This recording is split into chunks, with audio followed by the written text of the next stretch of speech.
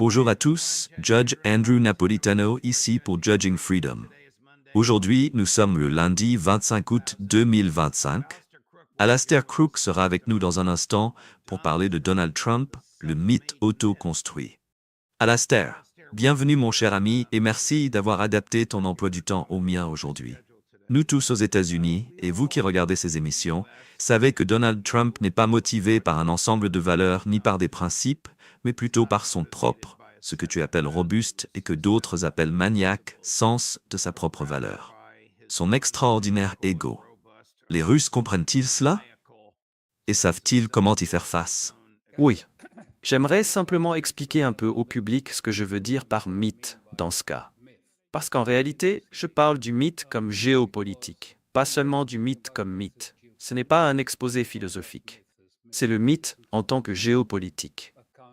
Et ce que j'entends par là, Trump est dans une certaine mesure devenu mythique dans deux catégories. La première, c'est son extraordinaire capacité à dominer le discours à travers le monde.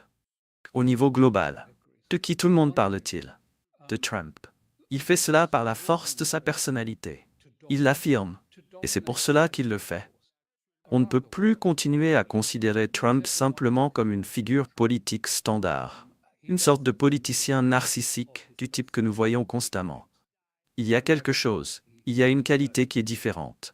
Pour commencer, tout lui a été jeté à la figure. N'importe quel être humain normal aurait été terrassé ou serait parti en retraite. Lui, il survit, et il revient. Et il revient encore revigoré. Et bien sûr, comme tu viens de le dire, il n'est en aucun cas mythique dans l'ancien sens du mot. C'est un magnat de l'immobilier âgé, légèrement diminué physiquement, avec des goûts vulgaires et un ego inhabituellement robuste. Mais Steve Witkoff, qui est son ami de longue date, a souvent dit qu'en réalité, ce qui est spécial chez lui, sa magie, si l'on veut, c'est sa profonde conviction en lui-même. Que c'est sa présence dominante et autoritaire à elle seule, qui est capable de plier les gens à sa volonté et les États aux intérêts de l'Amérique. Witkoff d'ailleurs est entièrement d'accord avec cette auto-évaluation. Et Carl Jung, et c'est là que je veux introduire le mythe comme géopolitique. Jung, le psychiatre, en 1936, a souligné que lorsqu'on observe de tels signes de pouvoir extraordinaire sur l'esprit collectif des gens, pendant l'entre-deux-guerres, cela jaillissait, disait-il, des domaines du mythe et de l'archétype. C'était la force motrice qui a permis que cela se produise pour cette époque-là, pas la nôtre, mais bien la leur. Jung a évoqué Wotan dans le mythe comme un guerrier agité qui provoque des troubles, attise des conflits, tantôt ici, tantôt là, mais qui œuvre par la magie. Il estimait, à un certain degré, qu'un ancien dieu des tempêtes et de la frénésie, longtemps assoupi, devait renaître dans le mouvement de jeunesse allemand. Et nous savons ce à quoi cela a conduit dans les années qui ont suivi. Son intuition, le pouvoir de ces images psychiques profondes, quasi oubliées, qui se répètent. Aujourd'hui, cela a d'immenses implications.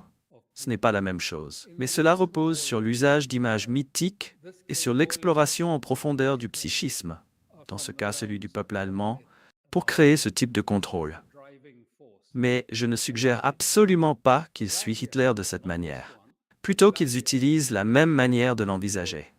Et je vais expliquer un peu plus loin. Nous savons que Trump fait face à d'énormes pressions. Nous connaissons l'affaire Epstein, la narration de l'État sécuritaire occidental. Nous gagnons, ils perdent, qui crée une dynamique en faveur d'une guerre prolongée en Ukraine. Mais ce que nous ne comprenons pas, et c'est là que je reviens au présent et au mythe d'aujourd'hui, ce que nous ne comprenons pas, peut-être, c'est la nature, les conditions réelles de l'emprise qu'Israël a sur Trump et sur son imagination. Une emprise que Trump semble pousser à normaliser le génocide qui est en train de se dérouler là-bas, au sein de la sphère occidentale, pour le rendre normal, pour le rendre justifié. Le massacre de femmes et d'enfants qui se déroule sous nos yeux. Les scrupules à ce sujet sont écrasés. On ne nous autorise pas à protester. Nous devenons, en effet, complices, et même responsables de ces actes, malgré tout, en raison de leur normalisation dans nos sociétés. La soif de sang à Gaza a été réveillée, non pas par Wotan, non pas par Woden, mais par quelque chose de tout à fait différent. Yossi Klein écrivant dans Haaretz, curieusement, uniquement dans la version hébraïque. Je ne le trouve pas dans la version anglaise, seulement en hébreu. Klein dit « Le vieux sionisme est terminé, il est révolu. La prochaine étape, c'est le nationalisme messianique extrême. » Il parle ici d'Israël, bien sûr. La troisième étape sera, selon ses mots, la barbarie. En réalité, dit-il, la barbarie est déjà là. La soif de sang à Gaza a été réveillée à partir des mythes anciens de la Torah, précisément par ces nationalistes messianiques. Encore une fois, c'est encore Klein qui parle. L'obligation d'anéantir une autre nation, les Amalécites, est mentionnée 2 fois. À leurs yeux, la crainte de Dieu est une licence pour tuer. J'allais t'emmener de ton analyse de Trump en tant que mythe autoconstruit vers les Russes et l'Alaska. Mais mettons ça en pause un instant, puisque Je vais passer à Israël. La sénatrice Jen Shaheen, une démocrate libérale du New Hampshire, et Rahm Emanuel, un Américain juif, ancien chef de cabinet du président Obama, ancien maire de la ville de Chicago, ont tous deux dit pratiquement la même chose ce week-end. Et c'était une ferme condamnation de la politique israélienne. Nous allons les écouter tous les deux. Chris, passe l'extrait numéro 2, puis l'extrait numéro 3. Le bureau du Premier ministre israélien a publié vendredi une déclaration très sévère concernant la désignation de la famine. Ils l'ont qualifiée, je cite, de calomnie sanglante moderne, se propageant comme une traînée de poudre à travers les préjugés. Cela suggère que l'affaire concerne la haine anti-juive plutôt que la famine. Comment comprenez-vous la défense israélienne? Je ne pense pas que c'est une bonne défense. Le fait est que ce n'est pas une question d'antisémitisme que j'aborde, mais la réalité, c'est que des gens meurent parce qu'ils sont systématiquement affamés à mort, parce que Israël refuse de laisser entrer l'aide humanitaire dont les gens ont besoin pour rester en vie. Non seulement cela, mais ils se préparent à lancer une autre, ou ils ont déjà commencé à planifier une autre incursion majeure à Gaza. Une incursion qui, de manière certaine, va tuer encore plus de personnes. Donc ce n'est pas acceptable. Le monde doit s'exprimer. Ceci est le produit du fait que lorsqu'il était Premier ministre, on a dit à Netanyahou dans les premiers jours de la guerre, « Tu ferais mieux d'avoir un plan pour l'après. » Et maintenant, il n'y a pas de plan pour l'après. Il y a le chaos. Il y a un problème d'accès à la nourriture. Il y a la faim. Il y a la famine. C'est une zone de guerre. Deuxièmement, nous approchons du 2e anniversaire. Et dans 30 jours à partir de maintenant, la Russie... Et je pense que le gouvernement israélien, alors qu'il envoie sa délégation au Caire pour négocier, doit prendre une décision. Est-ce que ces jeunes hommes, et principalement des hommes qui ont été pris en otage, passeront la fête juive pour la 2e année consécutive, dans un tunnel ou dans un temple? Seront-ils avec leur geôlier ou avec leur communauté? Et il incombe au gouvernement d'Israël de choisir un temple plutôt qu'un tunnel. L'armée israélienne le dit, le public israélien le dit, et les parents de ses enfants le disent. Et cela, à mon avis, est le produit d'un Premier ministre qui a refusé de prendre des décisions politiques et stratégiques. Décisions dans lesquelles il a certes affaibli le Hamas, détruit leurs capacités, mais n'a pas de plan pour la suite. Netanyahou a-t-il le moindre intérêt à conclure un accord pour libérer les otages?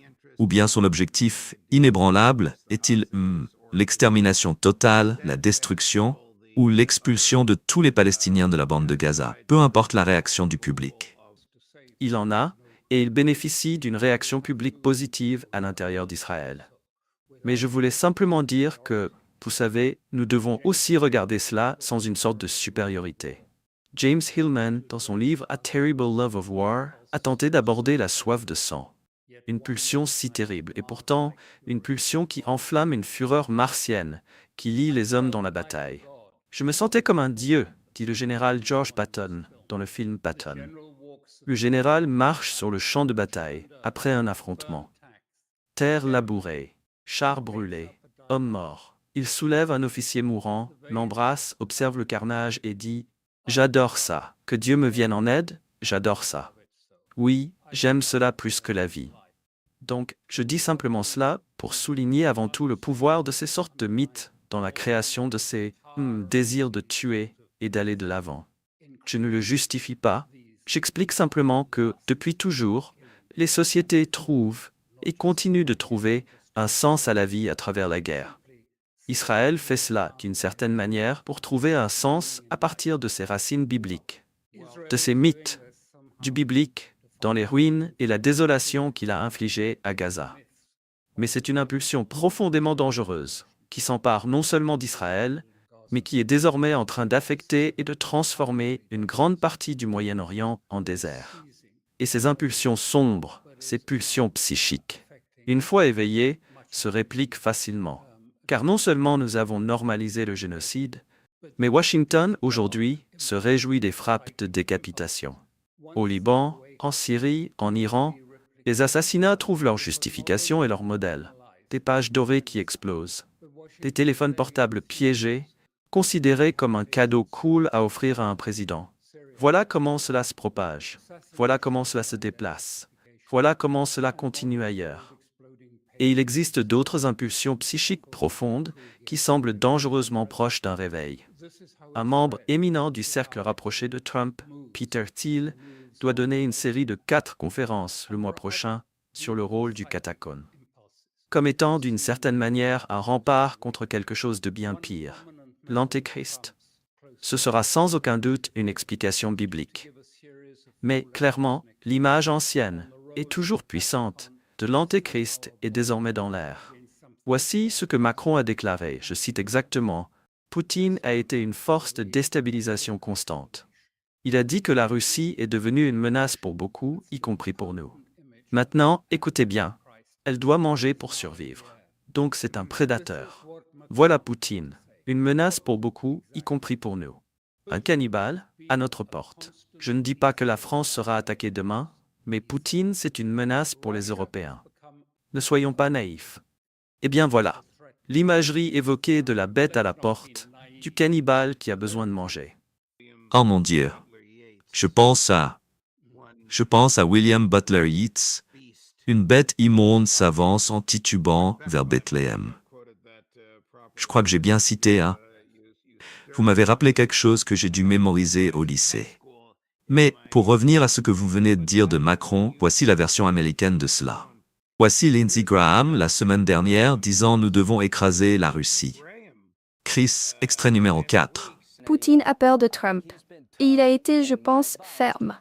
Et mon conseil au président Trump et à Marco est vous devez convaincre Poutine que si cette guerre ne se termine pas de manière juste et honorable, avec l'Ukraine faisant aussi des concessions, nous allons détruire l'économie russe. Nous en avons la capacité. À l'Europe, pourquoi ne mettez-vous pas des droits de douane sur l'Inde pour l'achat de pétrole russe? À l'Europe, pourquoi ne menacez-vous pas la Chine avec des droits de douane pour être le plus grand acheteur de pétrole russe? À l'Europe, vous pouvez faire plus. Si l'Europe et les États-Unis s'unissent et que nous disons à la Russie que si cette guerre ne prend pas fin, nous allons détruire votre économie des énergies fossiles. Alors cette guerre prendrait fin. Je pense que nous avons la capacité d'écraser l'économie russe en imposant des tarifs à ceux qui achètent le pétrole et le gaz russe, en achetant du pétrole bon marché pour soutenir sa machine de guerre. Et je compte pousser cela jusqu'à ne plus pouvoir pousser. Eh bien, je pense vraiment pas qu'il sache de quoi il parle. Mais il manifeste bel et bien cette bellicosité néoconservatrice, ainsi que cette haine et cette peur de la Russie. Haine et peur articulées plus puissamment encore par la citation que vous venez de mentionner du président français Macron. Vous m'avez demandé un peu plus tôt, qu'en est-il de la vision russe de tout cela? Eh bien, ce que je pense, c'est que Poutine, à Anchorage, a apparemment compris la psychologie qui sous-tend Trump, et il a prêté attention à la psychologie et à la demande soudaine de le rencontrer.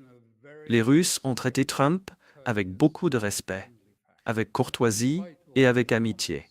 Et cela, malgré tous les commentaires qui venaient de Washington et d'Europe. Certains, extrêmement laides, comme ceux de Macron. Moins remarqués peut-être, mais psychologiquement crucial, Trump semblait reconnaître en Poutine un compagnon du panthéon des leaders mythiques putatifs. Aussi apollinien peut-être, plutôt que dionysiaque pour Trump. Et combien frappant et semblable fut le traitement de Poutine par Trump, et aussi celui de Trump par Poutine, comparé au traitement totalement méprisant de Trump envers les Européens, qu'il traitait comme des enfants géniards. Je voudrais conclure sur ce point et dire que vraiment, toute résurgence de ces pulsions maniaques, telles que je viens de les décrire, peut être plus puissante encore que la froide possession d'armes nucléaires. Plus dangereuse. Moscou peut-être le comprend mieux que beaucoup ne le pensent. Si je reviens à Israël, qu'est-ce qui pourra arrêter Netanyahou, à part la puissance de feu supérieure de l'Iran lorsqu'il attaquera encore une fois l'Iran de façon insensée? Je pense avoir essayé de montrer à un moment donné que beaucoup en Israël considèrent cela comme un État qui a perdu sa voix.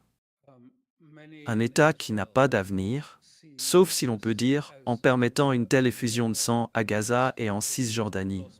Les Iraniens se préparent pour un conflit. Ils se préparent très urgemment parce qu'ils soupçonnent qu'Israël se prépare aussi en urgence, parce que Israël craint que les Chinois envoient des armes avancées de défense aérienne à l'Iran, ce qu'ils font probablement.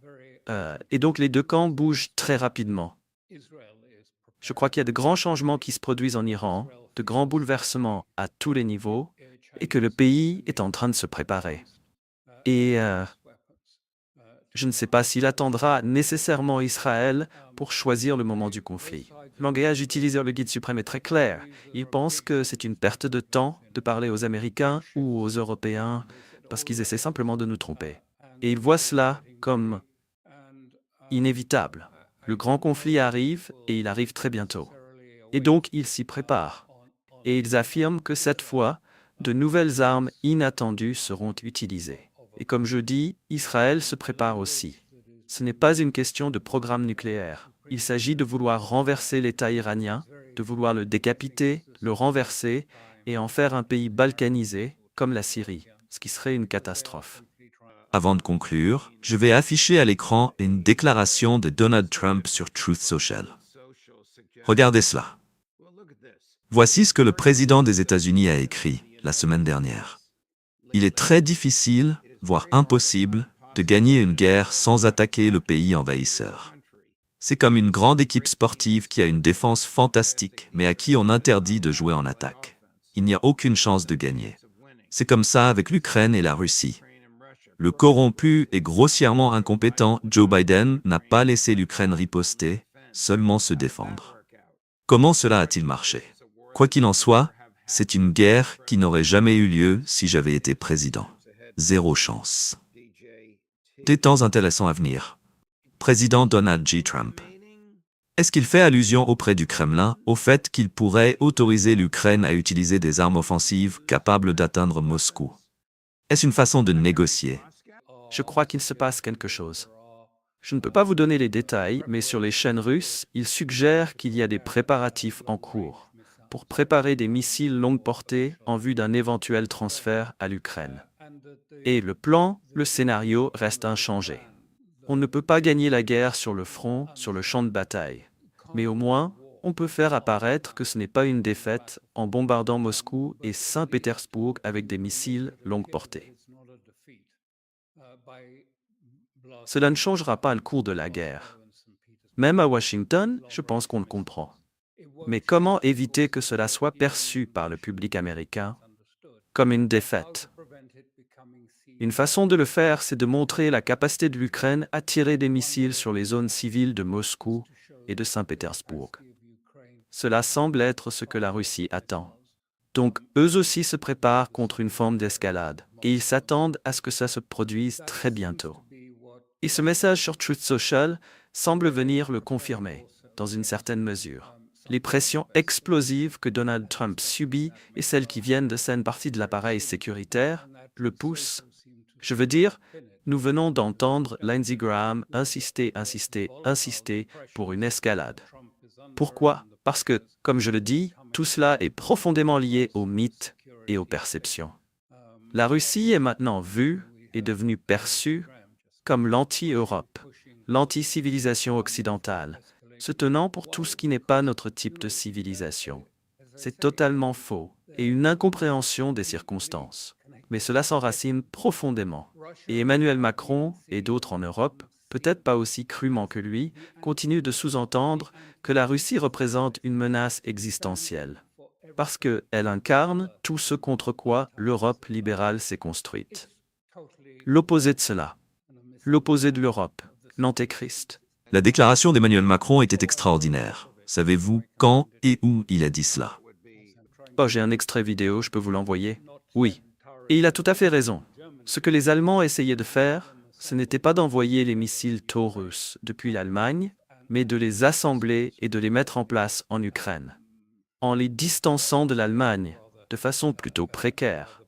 Et en début de semaine, juste avant les discussions à Anchorage, les Russes ont détruit les 3 usines qui étaient engagées dans la préparation des ogives, des missiles et de l'électronique. Elles ont été complètement détruites. J'ai bien peur de devoir dire que toute l'Europe semble être extrêmement... Enfin, tout ce que l'on peut dire, c'est que leur comportement est très stupide. Ils ne cessent de parler d'un conflit gelé. Ils ne cessent de parler de nouvelles sanctions, de plus de pression sur Vladimir Poutine. Mais quelle est la finalité? Quelle est, selon eux, la solution à part l'escalade? Ils n'ont pas de solution. Ils n'ont pas d'issue. Ils poursuivent simplement le même processus. Vous savez, non, Volodymyr Zelensky ne peut céder aucun kilomètre de terre. Non, il n'y aura aucune reconnaissance de quoi que ce soit. Non, nous continuerons à fournir des armes et de l'argent à l'Ukraine. Je veux dire, c'est pas une solution. C'est juste une façon de réclamer, de souhaiter une escalade.